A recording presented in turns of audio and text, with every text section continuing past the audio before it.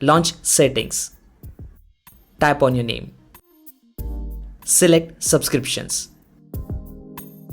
This will show you all the active subscriptions for your Apple ID.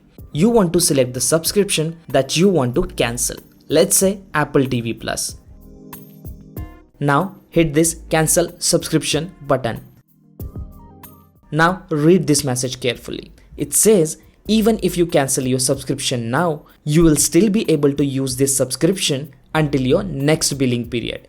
So if you had monthly subscription plan, your subscription will expire in the next month. And if you had yearly subscription plan, it will expire next year.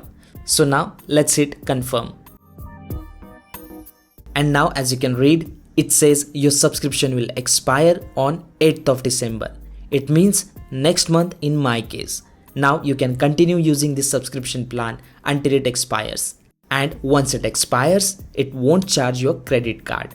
So that's how you cancel subscriptions on iPhone. If you have any questions, ask me down in the comments below. I am Vikas, signing off for the day. Thank you so much for watching.